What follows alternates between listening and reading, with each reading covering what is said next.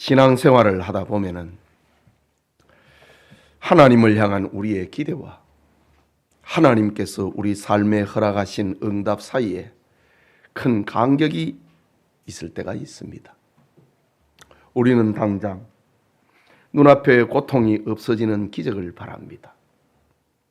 메마른 삶의 담비 같은 축복이 쏟아지기를 눈물로 기도합니다. 그러나 하나님은 우리의 부르짖음에 침묵으로 일관하시는 것 같습니다. 오히려 더 어두운 인내의 골짜기로 이끄시는 것처럼 보일 때가 있습니다. 그럴 때 우리는 깊은 회의와 절망과 외로움에 빠져듭니다. 오늘 우리가 읽은 본문은 이런 엇갈린 기대가 역사상 가장 선명하게 나타난 객관적 사건입니다. 6월절을 맞이하여 예루살렘에 모여든 수많은 무리가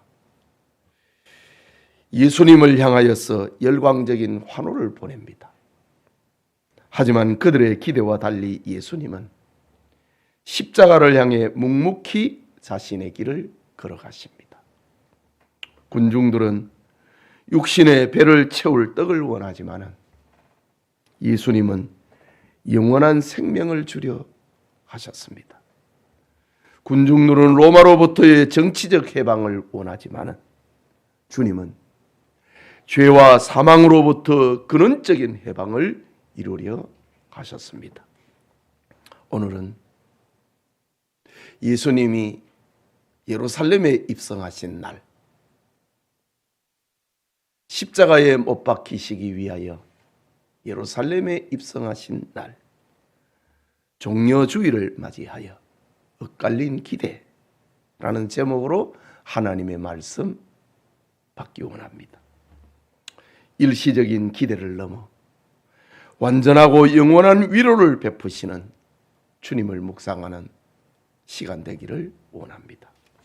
먼저 군중들의 기대와 다른 길을 보이신 예수님을 봅니다. 6월절 명절을 지키기 위하여 예루살렘에 온 순례자들은 예수님께서 오신다는 소식에 환호했습니다. 일제히 종려나무 가지를 들고 맞으러 나갔습니다. 읽은 본문 13절을 다시 보면은 종려나무 가지를 가지고 맞으러 나가 외치되 호산나 찬송하리로다. 주의 이름으로 오시는 이 곧 이스라엘의 왕이시여 하더라 말씀합니다. 여기 무리가 흔든 종려나무 가지는 당시 유대인들에게 단순한 도구가 아니었습니다. 그것은 마카비 혁명 때 수리아군을 물리치고 성전을 정화할 때 흔들었던 승리와 독립의 상징, 그것이 종려나무 가지입니다. 종려 가지는 바로 민족주의를 나타내는 강력한 환호의 도구였다는 말입니다. 이런 배경 속에서 군중들은 시편 118편 25절을 인용을 하며 우리를 구원하소서라는 뜻의 헬라어 호산나를 외치며 예수님의 예루살렘 입성을 환영했습니다. 그들은 로마 제국의 무자비한 압제로부터 자신들을 해방시켜줄 강력한 정치적, 군사적 영웅을 기대했습니다. 그들은 이미 예수님께서 보리떡 5개와 물고기 2마리로 5,000명을 먹이는 기적을 경험했던 사람들입니다. 오늘 본문 후반부에 나와 있듯이 죽은 나사로를 살리신 표적을 보았던 사람들입니다. 그런 능력의 예수님이라면 자신들의 억눌린 욕망을 단번에 채워줄 완벽한 왕이요 메시아로 기대했던 겁니다. 그래서 호산나 찬송하리로다. 주의 이름으로 오시는 이 곧 이스라엘의 왕이여 소리치며 종려나무 가지를 흔들며 환영했습니다. 유명한 주석가 윌리엄 핸드릭스는 본문을 주석하기를 군중들의 열광은 철저한 영적 오해와 무지에서 비롯된 표면적 신앙이었다 라고 해석합니다. 군중들은 표적이 주는 육신적인 유익과 화려함에 열광하고 표적이 가리키고 있는 영적인 생명과 십자가의 대속에는 관심이 없었다는 말입니다. 그들은 땅의 것에 집착했습니다. 영광스러운 대속의 주님을 땅의 수준으로 끌어내리려 했습니다. 이러한 군중들의 모습은 구약 역사 속에서 끊임없이 반복되었던 이스라엘의 실패를 그대로 보여준 사건이었습니다. 그래서 하나님께서는 에레미야 31장의 새 언약을 약속하셨습니다. 메시아는 외적 환경을 개선하는 것에 머물지 않고 마음을 새롭게 하는 언약이라고 했습니다. 굳은 마음을 제거하고 부드러운 마음을 주는 것이 새 언약이라고 했습니다. 죄로 병든 우리의 내면을 근본적으로 치유하고 새 창조를 이루심이 새 언약의 중심이라고 예언했습니다. 예수님은 바로 그 언약을 성취하기 위하여 세상에 오셨습니다. 그래서 군중들의 세속적인 환호에 도취되지 않으시고 묵묵히 골고다 언덕을 향한 걸음을 보여주신 것입니다. 여러분, 오늘 우리의 기대도 정직하게 점검해 보아야 합니다. 혹시 질병의 치유, 꽉 막힌 경제의 회복, 자녀의 세상적인 성공을 기대하며 종려나무 가지를 흔들고 있지는 아니한가? 주님을 내 뜻대로 움직이려 하고 있지는 아니한가? 우리를 돌아보아야 합니다. 물론 긍휼이 풍성하신 주님은 우리의 연약함과 육신적인 피로를 누구보다 잘 아십니다. 주님은 우리의 피로를 채우시고 우리의 아픔에 함께 눈물을 흘리시며 채울하시는 분입니다. 그러나 주님께서 그토록 수치스러운 십자가를 짊어지신 궁극적인 이유는 우리의 기대와 다릅니다. 우리는 고작 몇 년의 위안을 원하지만은 주님은 지옥의 형벌과 사망의 권세를 깨뜨리시고 우리에게 목마르지 않는 영원한 생명을 주시기 위하여 고난을 받으셨던 것입니다. 주님은 영원한 것을 목적을 하기에 때로는 우리의 기도에 침묵하십니다. 내 뜻대로 상황이 풀리지 않아 낙심하고 눈물을 흘릴 때가 있습니다. 그러나 우리는 눈앞에 보이는 문제로 함몰되거나 무너지지 않아야 합니다. 하나님은 당장의 편안보다 우리 영혼의 거룩함과 구원을 원하시는 분이기 때문입니다. 나를 사랑하사 자기 생명까지 내어주신 십자가의 주님을 바라보십시오. 그 크신 사랑 안에서 세상이 줄 수 없고 세상이 알 수도 없는 참된 위로와 평안을 누리는 성도님들이 다 되시기를 주님의 이름으로 축복합니다. 둘째로, 나귀 새끼를 타신 언약 성취자 예수님을 봅니다. 군중들은 기적을 행하시는 능력의 예수님께서 예루살렘에 입성하시는 것을 보면서 로마의 총독이나 장군들의 개선 행렬을 떠올렸습니다.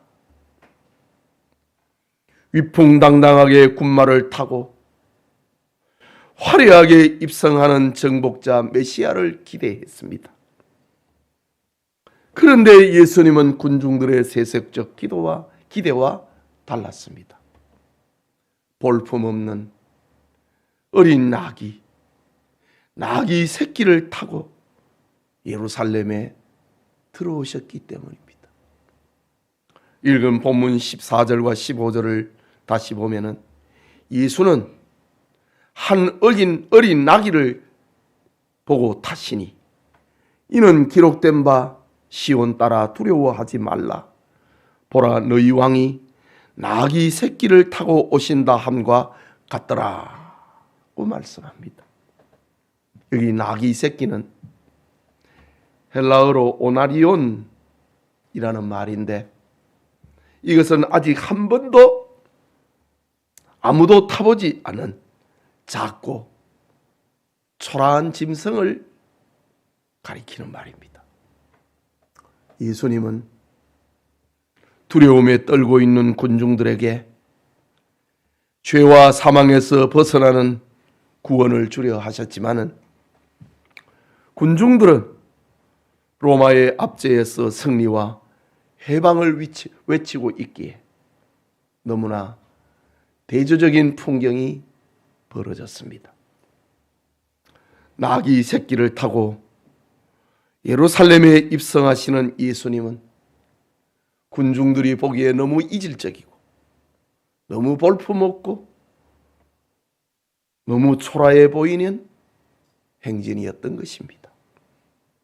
요한 칼빈은 이 장면을 그리스도의 통치와 그분의 나라는 세상의 외적인 화려함이나 물리적인 폭력에 있지 아니함을 나타내신 사건이다 라고 해석하고 있습니다.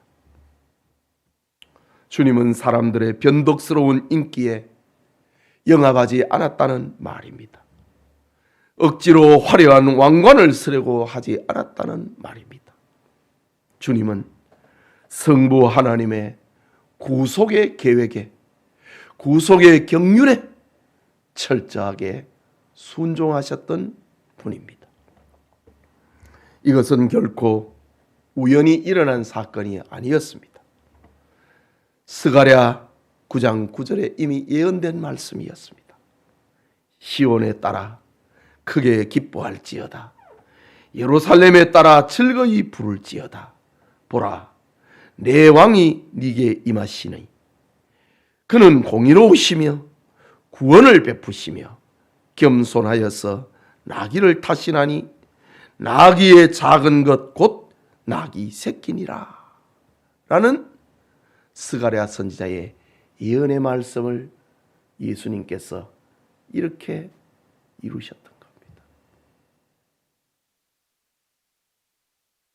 사람들의 인기를 모으고 환호를 받으려면 거기에 걸맞는 멋진 명마를 타고 예루살렘에 입성하셔야 되지 않습니까? 그러나 예수님은 성경 말씀 그대로 나귀 새끼, 그 작은 나귀에 건장하신 예수님이 탔다고 생각해 보십시오. 발은 바닥에 끌립니다. 뒤뚱거립니다. 얼마나 볼품없고 초라합니까? 그를 누가 개선 장군이라고 말합니까? 그러나 예수님은 사람들의 기대와 전혀 다르다는 것. 성경을 응하기 위하여서 공의를 이루시고 구원을 베푸셔서 그분은 세상의 기대와는 다른 분이다. 겸손하시고 나귀를 타신 분이었다 라고 합니다. 여러분, 성경을 관통하는 구속의 역사를 보면은 창세기 49장 11절에 야곱은 12 아들 중에 유다를 축복하면서 예언적 기도를 한 장면이 나옵니다. 장차 오실 참된 통치자 실로는 나귀 새끼를 아름다운 포도나무에 맬 것이다 라고 야곱은 예언했습니다. 즉 그리스도는 무력으로 피를 흘려 억지로 평화를 얻어내는 분이 아니고 군림하면 예수님이 아니고 자기 백성에게 참된 살롬을 겸손함으로 주시는 분이다 라고 야곱은 예언했습니다. 그는 낮아짐과 자기 희생이라고 하는 십자가의 길을 통하여 구원을 주시는 분임을 옛적에 야곱이 이미 예언했습니다. 여러분, 우리가 살아가는 세상은 끊임없이 강해져야 한다고 합니다. 남들을 짓밟고서라도 더 높은 곳으로 올라가야 생존할 수 있다고 압박하고 속삭입니다. 그래서 남들보다 뒤처질 때 우리는 한없이 위축됩니다. 세상에 내세울 만한 간판 하나 없는 초라한 현실을 만나면 열등감과 우울감에 빠지게 됩니다. 그러나 우리의 영원하신 왕이신 예수님의 모습을 생각해 보십시오. 만물의 창조주요 주권자이신 예수님은 연약하고 보잘것없는 나귀 새끼를 타고 세상을 이기셨다라고 합니다. 그러므로 내 삶에 찾아온 고난, 남들보다 한참 부족해 보이는 나의 연약함, 뼈아픈 실패의 경험들은 결코 부끄러운 것이 아닙니다. 오히려 그것은 우리의 뻣뻣한 교만을 꺾는 거룩한 은혜의 자리가 되는 겁니다. 약할 때 강해지는 겁니다. 약할 때 주님을 의지하게 되고 우리가 약할 때 주님의 손을 붙들게 되는 겁니다. 낮아짐은 겸손의 왕이신 주님을 가장 깊이, 가장 친밀하게 만날 수 있는 축복의 통로가 된다는 사실입니다. 나귀 새끼를 타신 주님의 한없는 겸손과 온유하심이 우리 성도님들의 마음과 삶을 어루만져 주시기를 주의 이름으로 축복합니다. 마지막으로 나중에 깨닫게 되는 구속의 신비입니다. 가슴이 벅차고 중요한 구속사의 절정 한가운데서 군중들은 고사하고 예수님의 제자들마저 나귀를 타고 나귀 새끼를 타고 예루살렘에 입성하신 그 의미를 깨닫지 못했습니다. 오늘 성경은 제자들의 영적 한계를 들려줍니다. 16절에 제자들은 처음에 이 일을 깨닫지 못하였다가 아유 우리 주님 죽은 자를 살리시고 병자를 고치시고 보리떡 5개로 5,000명을 먹이신 주님이 예루살렘에 입성을 하시는데 큰 나귀도 아니고 나귀 새끼를 타고 예루살렘에 입성하시는가? 제자들도 예수님을 보고 부끄러워했을 수 있습니다. 그래서 오늘 성경은 처음에 이 일을 깨닫지 못했다고 합니다.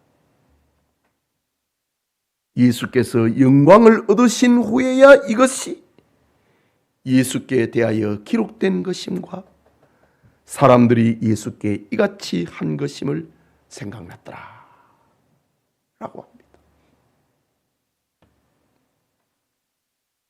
나귀를 타고, 나귀 새끼를 타고 예루살렘에 들어오신다.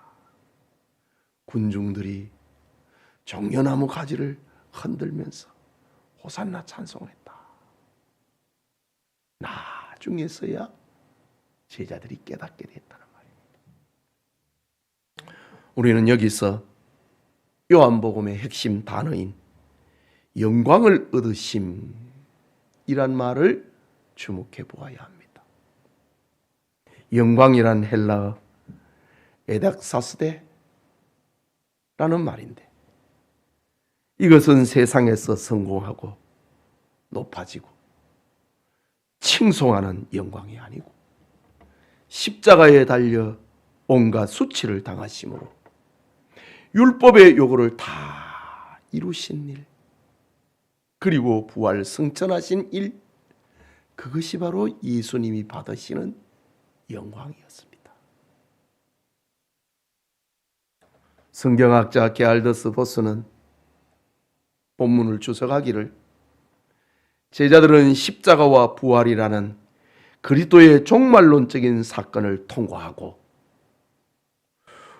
오순절에 진리의 성령께서 강림하신 후에야 비로소 닫혔던 영적인 눈이 열리게 되었다라고 해석합니다.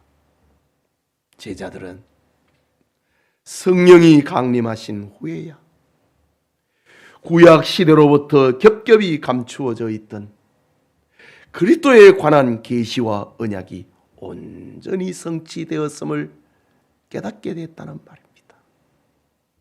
여러분, 엠마오로 가던 낙심한 두 제자를 생각해 보십시오.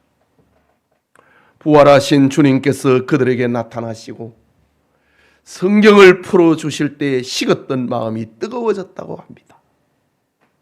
부활의 주님을 만난 제자들은 예루살렘으로 돌아가 기쁨의 소식을 전했습니다.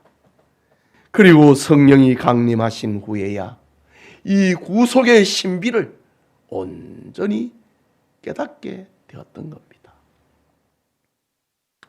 우리의 인생 여정도 이와 같습니다. 지금 당장 겪고 있는 고난 앞에서 우리는 당황합니다. 이유를 알 수 없는 깊은 질병, 재정적인 위기, 인간관계의 단절이라는 어두운 터널을 통과할 때 얼마나 힘듭니까? 이럴 때 도대체 사랑의 하나님이 왜 나에게 이런 가혹한 시련을 허락하시는가 이해할 수 없어 낙심합니다. 제자들처럼 우리도 영적인 어두움 속에 닫혀 답답하며 상한 심령으로 눈물을 흘리게 되는 겁니다. 그러나 절망하거나 그 자리에서 포기하지 마십시오. 예수 그리스도의 십자가와 대속과 부활의 영광이 제자들의 어두운 눈을 밝혀 주셨듯이 때가 되면은 주님은 우리의 아픔의 이유를 깨닫게 하십니다. 요셉을 보십시오. 그는 노예 생활과 억울한 감옥살이의 긴 터널을 지났습니다. 그는 훗날 깨달았습니다. 창세기 45장 7절과 8절에 하나님이 큰 구원으로 당신들의 생명을 보존하고 당신들의 후손을 세상에 두시려고 나를 당신들보다 먼저 보내셨나이다. 그런즉 나를 이리로 보낸 이는 당신들이 아니요 하나님이시라. 형들에게 나를 팔았다고 두려워하지 마시라고. 동생이 총리가 됐는데 우리가 그를 죽이려고 했는데 걱정하지 마시라고. 그렇게 하신 거는 당신들의 생명을 보존하고 당신들의 후손을 세상에 두시려고 당신들보다 먼저 나를 보내셨나이다. 요셉은 깨달았습니다. 고난의 시절에 그 어찌 다 알았습니까? 억울한 누명을 쓰고 감옥에 갇혔습니다. 무려 13년이라는 세월을 노예 생활과 감옥 생활을 했습니다. 그런데 나중에야 알았습니다. 하나님이 나를 보내셨구나. 그렇게 미웠던 형들이 미워하지 않게 됐습니다. 하나님께서 자신의 뜻을 이루려고 그때 형들의 마음에 나를 미워하고 시기하는 마음을 두셨구나. 형들을 위로했습니다. 지금 여러분의 머리로 이해할 수 없는 억울하고 아픈 오늘을 살아가더라도 나를 향한 하나님의 사랑을 굳게 붙드십시오. 우리의 삶에 허락하신 눈물과 아픔마저 합력하여 선을 이루시는 하나님의 신비를 언젠가 찬양하게 될 것입니다.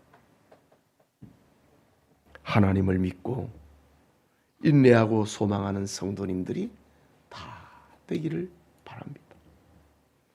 사랑하는 성도 여러분, 수많은 무리가 세상의 화려한 성공을 기대하며 호산나를 외쳤지만 주님은 사람들의 기대와 달리 초라한 나귀 새끼를 타고 영원한 생명을 주시는 십자가의 길을 걸어가셨습니다.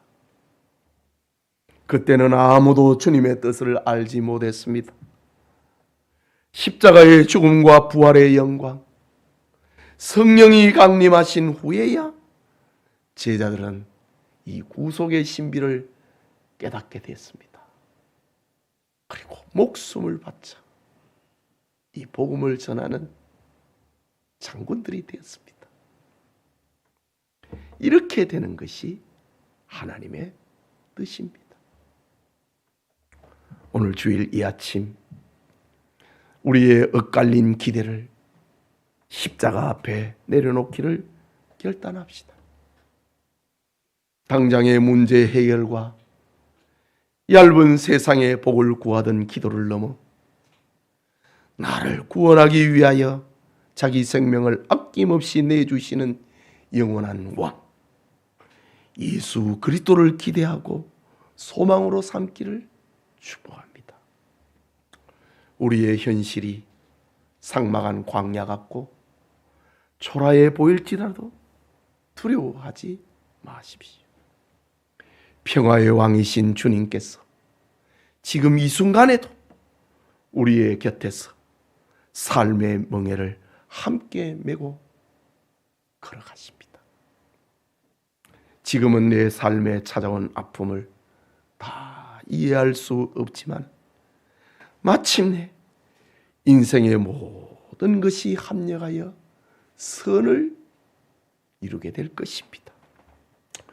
영광의 날을 소망하며 우리에게 주어진 믿음의 경주를 묵묵히 힘차게 완주하는 성도님들이 다 되시기를 주님의 이름으로 축복합니다. 우리 말씀을 생각하고 우리 같이 기도합시다. 엇갈린 기대. 오늘 정여주일에 묵상하는 말씀입니다.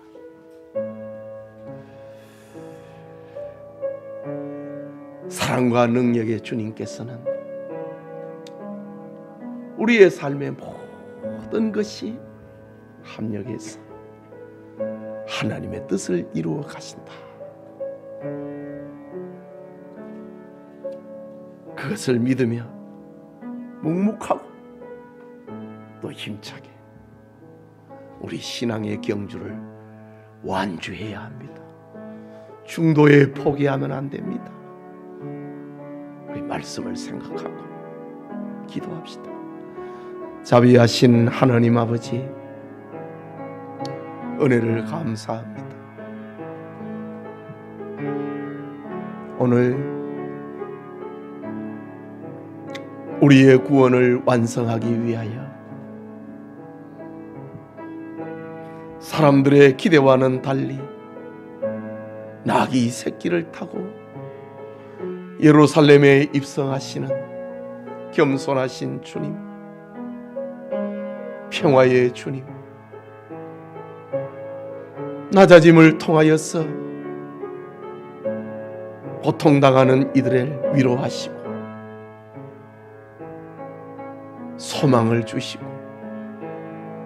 용기를 주시는 주님을 이 아침에 묵상합니다. 주님, 우리를 도우시고 모든 것이 합력하여 선을 이루게 하여 주시옵소서.